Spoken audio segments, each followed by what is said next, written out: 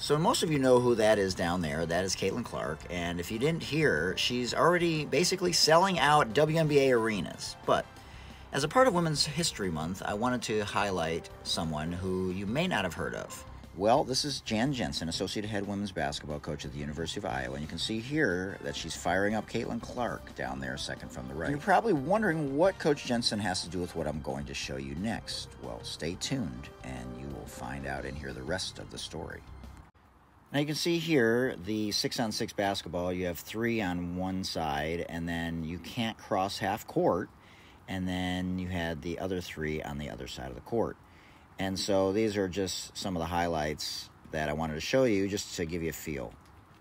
A crowd of 15,000 is on hand to watch the 2 top teams in Iowa girls basketball battle it out for the state championship.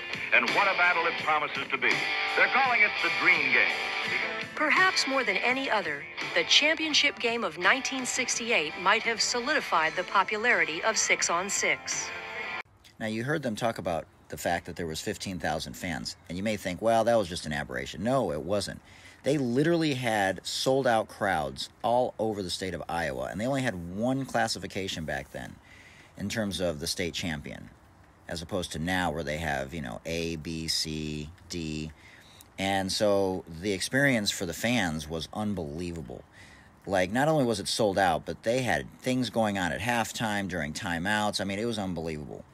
And so let's take a listen to Coach Jensen now talk about some of her history. I think that's probably the coolest thing for me, is that I got to share that whole experience with my grandmother. And her name was Dorcas Anderson. But I think the most unique aspect is that her nickname was Lottie, because she scored a lot of points. She played in the 1920s for Audubon High School. After high school, Jensen went on to become an All-American at Drake University, and today is the Associate Head Coach for the University of Iowa women's basketball team. Jensen's story is shared by many Iowa families. It was fun to hear my grandmother's comparisons. And, she always loved the competition and the winning. But the hang-up she had was we showed too much skin with our uniforms because she wore the bloomers, So Coach Jensen has been a huge part of Iowa history.